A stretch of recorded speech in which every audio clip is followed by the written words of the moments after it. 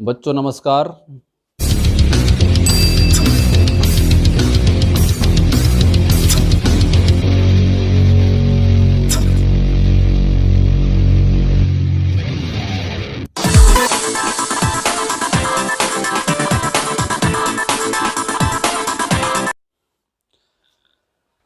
तो कल हम आपका जो अध्याय दैनिक जीवन में रसायन वो पूरा कर चुके हैं। अब आप देखेंगे अगला अध्याय हमारा रासायनिक अभिक्रियाएं।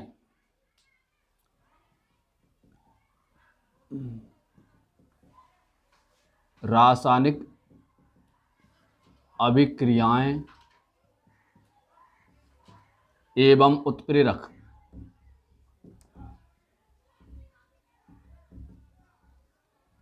ठीक है बच्चों, ये जो अध्याय है ये आपका इसका जो अंक बाहर है वो कितने नंबर का बच्चों? ये 3 नंबर का है। कितने नंबर का है? 3 नंबर का। इसमें हम क्या क्या टॉपिक पढ़ने वाले हैं? इसमें मुख्यतः बच्चों हम पढ़ेंगे, सबसे पहले है भौतिक एवं रासायनिक परिवर्तन। भौतिक एवं रासायनिक परिवर्तन, यानी इस पाठ की जो मेन रूपरेखा है, टॉपिक हैं जो 3 नंबर के आने वाले, अपन वो किन किन टॉपिक को पढ़ेंगे। बहुत तो क्या टॉपिक है बच्चों? इस 4 टॉपिक हैं इस पाठ के अंदर। पहला है भौतिक और रासायनिक परिवर्तन, दूसरा है रासायनिक समीकरण, तीसरा है रासायनिक अभिक्रिया जिसमें अपन विभिन्न रासायनिक अभिक्रिया पढ़ेंगे, जैसे संयोजन अभिक्रिया है, जैसे समयुग्मन, योगात्मक या योगशील अभिक्रिया भी कहते हैं, वियोजन अभिक्रिया जिसे अपघटन अभिक्रिया भी कहते हैं, विस्थापन और द्विविस्थापन ये 2 अभिक्रिया हैं। इसी तरह से मंद एवं तीव्र गति अभिक्रियाएं हैं। ऑक्सीकरण और अपचयन अभिक्रिया को भी पढ़ने वाले होंगे। रेडॉक्स अभिक्रिया अपोपचय अभिक्रिया है। उत्क्रमणीय और अनुत्क्रमणीय अभिक्रिया है। उदासीनीकरण अभिक्रिया है जिसे अपन अम्ल क्षार में पढ़ चुके हैं। और ऊष्माक्षेपी एवं ऊष्माशोषी अभिक्रिया, ये मुख्यतः अभिक्रिया इस पाठ में पढ़ेंगे। और चौथा हमारा लास्ट टॉपिक होगा इस पाठ का उत्प्रेरक। ठीक है बच्चों, तो ये 4 टॉपिक हैं इस पाठ के अंदर जो आपको 3 अंक के होंगे। वार्षिक बोर्ड पेपर में कितने अंक का पाठ है? ये 3 का है। तो अपन एक एक करके बच्चों उसको समझेंगे। सबसे पहले टॉपिक है हमारा भौतिक एवं रासायनिक परिवर्तन।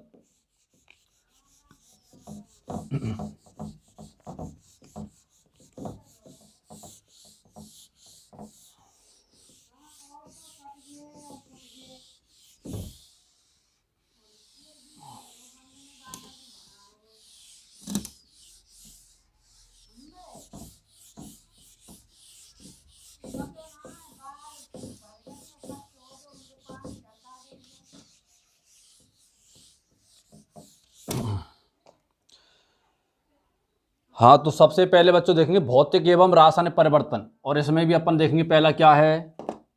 भौतिक परिवर्तन। भौतिक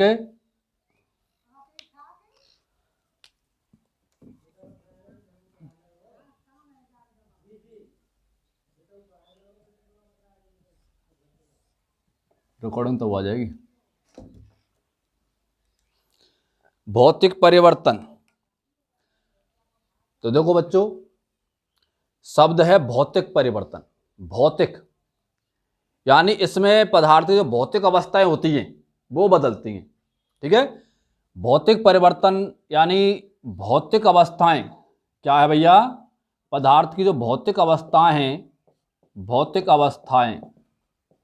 और भौतिक अवस्था में क्या आता है पदार्थ की? में पदार्थ की जो भौतिक अवस्था होती है, जैसे उसका आकार है, ठीक है, उसकी अवस्था है, उसका घनत्व है, ठीक है, उसका आयतन है, उसका ताप है, उसका रंग है, आदि आते हैं। यानी उसका आकार, अवस्था, उसका घनत्व, उसका आयतन, उसका ताप, उसका रंग आदि, ये पदार्थ क्या कहलाते हैं बच्चों? भौतिक अवस्थाएं कहलाती हैं। भौतिक यानी भौतिक अवस्थाओं में होने वाला परिवर्तन क्या कहलाता है? भौतिक परिवर्तन।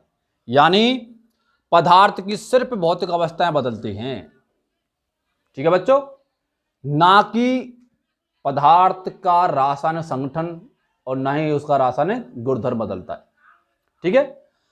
जैसे समझेंगे अपन, मैं बात करूं उदाहरण के लिए जल, क्या है? जल। बच्चों जल जो है ये द्रव अवस्था में है। इसका रसायन सूत्र क्या होता है बच्चों? H2O, ठीक है।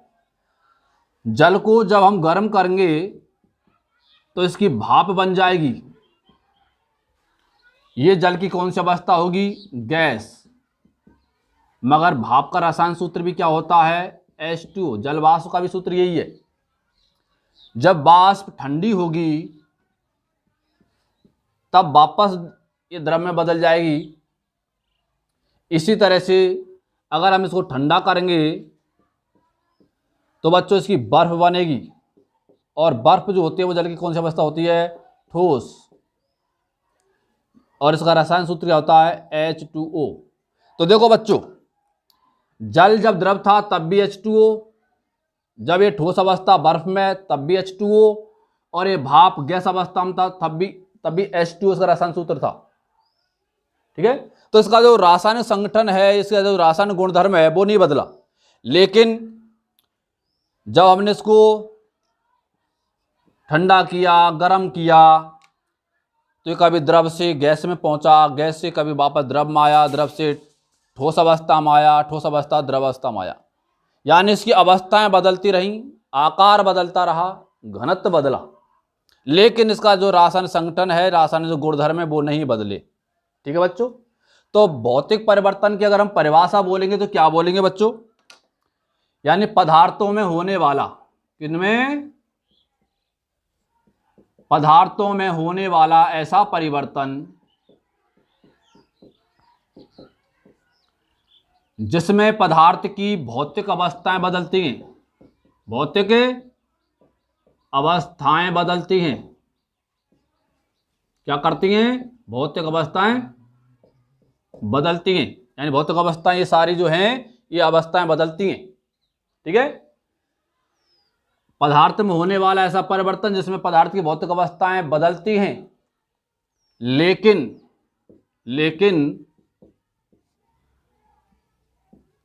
उसका रासायनिक संगठन या कहें रासायनिक गुणधर्म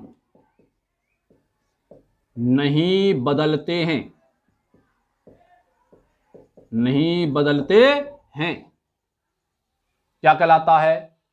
भौतिक परिवर्तन। पदार्थों में होने वाला ऐसा परिवर्तन जिसमें पदार्थ की भौतिक अवस्थाएं तो बदलती हैं, लेकिन उसका रासायनिक संगठन या रासायनिक गुणधर्म नहीं बदलता। क्या कहलाता है? भौतिक परिवर्तन कहलाता है, ठीक है बच्चों। तो जैसे मैंने उदाहरण के लिए बताया, ये सभी भौतिक परिवर्तन के उदाहरण हैं, ठीक है। मैं ऐसे भी आपसे पूछ सकता है, बर्फ का जल में बदलना, जल का वापस बर्फ में बदलना, या जल का भाप में बदलना, भाप का जल में बदलना, ये किस परिवर्तन का उदाहरण है? तो कौन सा परिवर्तन होगा? भौतिक परिवर्तन। लेकिन बच्चों कभी कभी ये परिवर्तन की जो विधि हैं वो भी पूछी जाती हैं, तो उनको भी हमें याद रखना है। जैसे द्रव किस में बदल रहा है? गैस में। तो द्रव का गैस में बदलना क्या कहलाता बताओ? वाष्पन। क्या कहलाता है? वाष्पन। तो वाष्पन भी किस में आएगा? भौतिक परिवर्तन में। इधर जो भाप है यानी गैस है, वो वापस किस में बदले? द्रव में। भाप का द्रव में बदलना क्या कहलाता है बच्चों? संघनन। जिससे बादल बनते हैं, आपको याद होना चाहिए, बादल से बरसात होती है संघनन प्रक्रिया द्वारा। तो वाष्पन, संघनन, ये भी उदाहरण किसके हैं? भौतिक परिवर्तन के। इसी तरह से द्रव का किस में बदलना? ठोस में बदलना क्या कहलाता है? जमना या पिंडन। क्या कहलाता है? कोई द्रव ठोस में बदलता है तो यह प्रक्रिया क्या कहलाती है? जमना या पिंडन। और अगर कोई ठोस किस में बदले? द्रव में बदले तो क्या कहलाती है प्रक्रिया बच्चों? ये गलन। क्या कहलाती है? गलन, गलना। तो ये जमना, पिंडन, गलन, संघनन, वाष्पन, ये प्रक्रियाएं भौतिक परिवर्तन के उदाहरण हैं। ठीक है बच्चों। कई बार ये भी पूछ लेता है, जैसे ठोस का डायरेक्ट किस में बदलना? गैस में बदलना। और गैस का वापस बिना द्रव में बदले किस में बदलना? ठोस में। वो प्रक्रिया कौन सी होती है मालूम है आपको? वह है ऊर्ध्वपातन। क्या है? ऊर्ध्वपातन, जो नौसादर में होता है, कपूर में होता है। तो ये ऊर्ध्वपातन भी क्या है? भौतिक परिवर्तन। क्यों? क्योंकि सिर्फ इसमें अवस्थाएं ही बदलती हैं, जबकि पदार्थ का जो मूल रासायनिक संगठन और गुणधर्म होता है वो नहीं बदलता। ठीक है बच्चों। तो इस तरह से ये परिवर्तन उदाहरण आपके भौतिक परिवर्तन में होंगे। जैसे अपन पढ़ते थे, 8वीं पढ़ा होगा आपने, विद्युत धारा के रासायनिक परिवर्तनों पढ़ा होगा, विद्युत धारा के जो प्रभाव हैं उन्हें पढ़ा होगा। जैसे चुंबकीय प्रभाव, तो लोहे की जो कील होती है, क्या होती है बच्चों?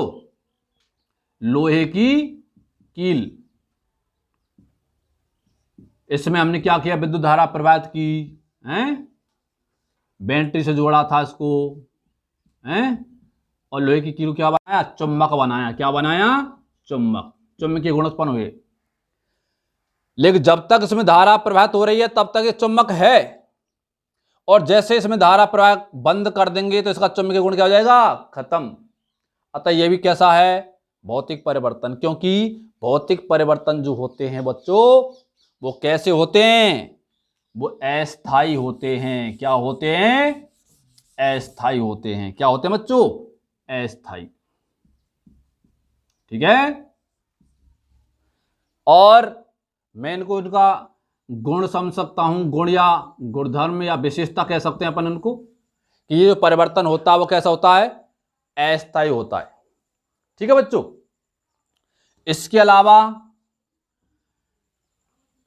अगर हम जानते हैं कि गर्म करने पर जल भाप में बदला था, अगर इस कारण को हटा दिया जाए, गर्म को यानी ताप को हटा दिया जाए, ठंडा कर दिया जाए, तो क्या है? वापस ये किस में आ जाएगा? द्रव में। ठीक है। तो कारण हटने पर, अवस्था परिवर्तन का जो कारण है, कारण हटने पर जो पदार्थ होता है वो अपने मूल अवस्था में आ जाता है। ठीक है। इसका मतलब क्या हो? वो अस्थायी। दूसरा, हम ये कह रहे हैं अब क्रिया दोनों साइड में चल रही है। बर्फ कभी द्रव जल में, जल कभी बर्फ में बदल रहा है। तो दोनों दिशाओं में चलने वाली जो अपक्रिया होती हैं वो कैसी होती हैं? वो बच्चों उत्क्रमणीय अपक्रिया होती हैं। उत्क्रमणीय अपक्रियाएं। तो इसमें भौतिक परिवर्तन में जो पदार्थ में अपक्रिया होती है वो कौन सी होती है? उत्क्रमणीय अपक्रिया होती है। यानी दोनों अवस्था में। ठीक है। मूल पदार्थ अन्य पदार्थ में चेंज हो जाता है, और कारण हटने पर जो अन्य पदार्थ को किसमें बदल जाता है? मूल में। ठीक है। तो इसमें होने वाली अपक्रिया कौन सी होती है? उत्क्रमणीय होती है। और बच्चों, इसमें कोई नया पदार्थ, क्या चीज? नया पदार्थ नहीं बनता। आप ये कहें कि गुरुजी ये तो साफ जल द्रव है, ये तो बर्फ है, ये तो गैस है, लेकिन है तो जल। किसकी बर्फ है? जल की बर्फ। किसकी भाप है? जल की भाप। है तो जल की भाप, अवस्थाएं तो बदल रही हैं, पदार्थ कोई नया तो नहीं बना। ठीक है। ये ठोस नौसादर है, ये गैस नौसादर है। ऊर्ध्वपातन में है तो नौसादर, चाहे वो गैस हो चाहे ठोस। तो इसमें कोई नया पदार्थ नहीं बनता। ठीक है बच्चों। तो और गुणधर्मों में सिर्फ इसमें भौतिक अवस्थाएं बदलती हैं। क्या बदलती हैं? भौतिक अवस्थाएं बदलती हैं। ठीक है, इसमें पदार्थ का जो रासायनिक संगठन होता है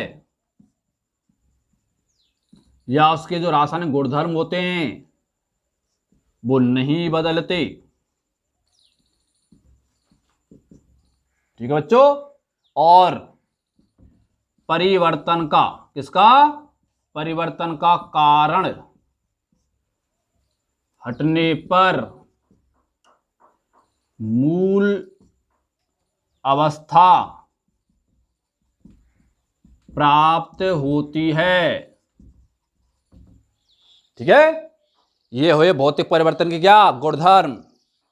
भौतिक परिवर्तन अस्थायी होता है, इसमें होने वाली अभिक्रिया उत्क्रमणीय होती है, इसमें कोई नया पदार्थ नहीं बनता है, इसमें सिर्फ भौतिक अवस्थाएं बदलती हैं पदार्थ की, इसमें रासायनिक संगठन व रासायनिक गुणधर्म नहीं बदलता, और परिवर्तन का कारण हटने पर पदार्थ अपनी मूल अवस्था प्राप्त कर लेता है। ठीक है, तो यह हुआ आपका कौन, भौतिक परिवर्तन किसे कहते हैं। पदार्थ में होने वाला ऐसा परिवर्तन जिसमें पदार्थ की भौतिक अवस्थाएं तो बदलती हैं लेकिन उसका रासायनिक संगठन व गुणधर्म नहीं बदलते, भौतिक परिवर्तन कहलाता है। उदाहरण हमने पढ़ा, ठीक है, जमना, पिंडन, बाष्पन, गलन, संघनन, ऊर्ध्वपातन, ये सभी किसके उदाहरण हैं, भौतिक परिवर्तन के। ठीक है, यानी कोई भी इनके अलावा भी कोई अन्य उदाहरण पूछा जाए, अगर वो परिवर्तन अस्थायी है तो समझो वो भौतिक परिवर्तन है।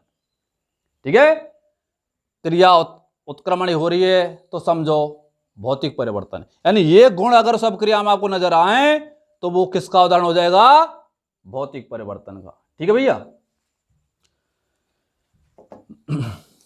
मिटार ने, हाँ भैया। अब पढ़ेंगे अपन बच्चों भौतिक के बाद रासायनिक परिवर्तन। रासायनिक परिवर्तन आपके भौतिक परिवर्तन के विपरीत है, ये आसानी से समझ में आएगा। रासायनिक परिवर्तन क्या है बच्चों, परिभाषा अगर हम बोलें तो पदार्थों में होने वाला ऐसा परिवर्तन जिसमें पदार्थ की भौतिक और रासायनिक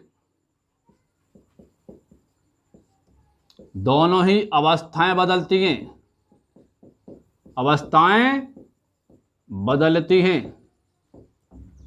और उसका जो रासायनिक संगठन होता है या उसके जो गुणधर्म होते हैं वो क्या हो जाते हैं, पूर्णतः बदल जाते हैं। यानी पदार्थों में होने वाला ऐसा परिवर्तन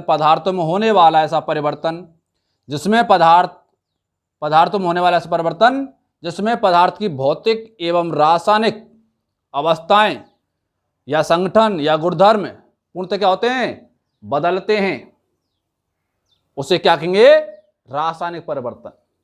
ठीक है बच्चों, अब इसमें जैसे उदाहरण के लिए पढ़ेंगे हम उदाहरण लें, जैसे दूध का दही में बदलना। किसमें बदलना बच्चों, दही में बदलना। दूध दही में बदलता है। ठीक है बच्चों, क्या आपने दही को दूध में बदलते हुए देखा भैया? दही वापस दूध में बदल सकता है क्या? नहीं बदलेगा। ठीक है, इसका मतलब है ये दूध अगर दही में बदला तो दही दही रहेगा, दूध नहीं होगा। इसका मतलब है स्थायी परिवर्तन होगा। दूध का दही में बदलना कौन सी अपक्रिया के अंदर आता है बच्चों? कौन सी प्रक्रिया होती है ये? किण्वन। कौन सी होती है? किण्वन, सड़ना। ठीक है, दही वास्तव में है क्या? दही सड़ा हुआ दूध होता है, एक तरह से कह सकते हैं। इसके अंदर जीवाणु होते हैं, ले वो हमारे लिए लाभदायक होते हैं। तो किण्वन प्रक्रिया किसमें आती है? रासायनिक परिवर्तन में। किण्वन प्रक्रिया के बच्चों बहुत सारे उदाहरण और ले सकते हैं, जैसे आपका जो सब्जी होती है, क्या होती है? सब्जी। अगर वो खराब हो जाए, क्या हो जाए, खराब, दुर्गंध आए, गंध आए, विकृत गंधता हो जाती है, ठीक है, तो वो एक तरह से किण्वन है, ठीक है। इसके अलावा जो आपने देखा होगा गोबर खाद बनता है, क्या बनता है, गोबर खाद, ठीक है, वर्मी कंपोस्ट, पत्तियों का सब्जियों का सड़ना गलना, ठीक है, ये सब किसके अंदर आता है, किण्वन के अंदर आता है बच्चों। ये किण्वन प्रक्रिया ही होती है, ठीक है, जो किसके अंदर आती हैं, रासायनिक परिवर्तन में, ठीक है बच्चों। इसके अलावा जैसे स्थायी परिवर्तन में देखेंगे, लोहे में जंग लगना, क्या है, लोहे में, किसमें, लोहे में जंग का लगना, यानी संक्षारण, लोहे में जो जंग लगती है बच्चों, वो भी एक स्थायी परिवर्तन है। जो जंगत लोहा होता है वो वापस लोहे में मूल अवस्था में नहीं आ सकता, क्योंकि जंगत लोहा का मतलब एक तरह से क्या है, मिट्टी है, ठीक है। तो लोहे का जंगत लोहे में बदलना, संक्षारण, ये भी कैसा परिवर्तन हुआ बच्चों, रासायनिक परिवर्तन। क्यों, क्योंकि स्थायी है, ठीक है। इसमें होने वाली जो अभिक्रिया होगी वो कैसे होगी, अनुत्क्रमणीय। जैसे ये अनुत्क्रमणीय है, ये दोनों दिशा में नहीं होती है, ठीक है। इसमें पदार्थ के भौतिक और रासायनिक गुणधर्म क्या कर रहे हैं, बदल रहे हैं, ठीक है भैया। तो ये किसके परिवर्तन हुए, रासायनिक परिवर्तन, ठीक है बच्चों। अब इन परिवर्तनों के आधार पर हम बच्चों रासायनिक परिवर्तन के गुणधर्म देखेंगे, किसी क्या विशेषता होती हैं, क्या गुणधर्म होते हैं। तो रासायनिक परिवर्तन, सबसे पहली बात तो यह है कि इसमें पदार्थ की भौतिक और जो रासायनिक जो अवस्थाएं होती हैं वो बदल जाती हैं, यानी उसका संगठन, उसके गुणधर्म क्या हो जाते हैं, बदल जाते हैं, ठीक है। इसमें होने वाला परिवर्तन अस्थायी होता है।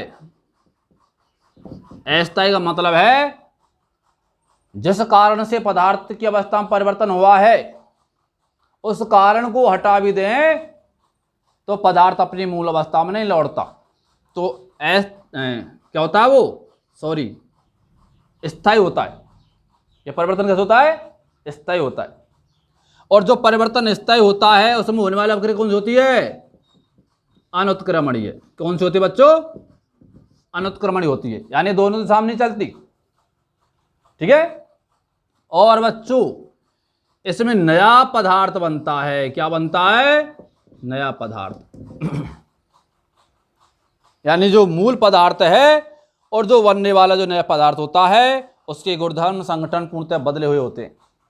तो इसमें नया पदार्थ बनता है, जबकि भौतिक परिवर्तन में कोई नया पदार्थ नहीं बनता था, ठीक है बच्चों। तो इसमें एक नया पदार्थ बनता है और कारण हटने पर भी पदार्थ अपनी मूल अवस्था में नहीं लौटता, कह सकते हैं वो अपनी मूल अवस्था प्राप्त नहीं कर सकता। तो बच्चों ये रासायनिक परिवर्तन के उदाहरण हैं, तो गुण हैं कि भौतिक परिवर्तन में पदार्थ के भौतिक और रासायनिक गुणधर्म बदलते हैं, संगठन बदलता है, यह परिवर्तन स्थायी होता है, इसमें अनुत्क्रमणीय अभिक्रिया होती है, इस परिवर्तन में एक नया ही पदार्थ बनता है और कारण हटने पर भी पदार्थ अपनी मूल अवस्था में नहीं लौटता, ठीक है बच्चों। तो ये सब किसके उदाहरण हैं, रासायनिक परिवर्तन के। तो रासायनिक परिवर्तन की परिभाषा, रासायनिक परिवर्तन के उदाहरण और उसके गुणधर्म। बच्चों कोई भी उदाहरण पेपर में हो सकता है, ये जो उदाहरण मैंने दिए हैं उनके अलावा भी कोई उदाहरण आ सकता है। तो आपको पहचान करनी है कि ऐसा परिवर्तन स्थायी होना चाहिए। अगर वो परिवर्तन कैसा है, स्थायी है, ठीक है, जो नया पदार्थ बना है वो मूल पदार्थ में नहीं बदल रहा है, तो वो सारे उदाहरण किसके होंगे, रासायनिक परिवर्तन के। ठीक है बच्चों, कितना टाइम हो गया वैसा?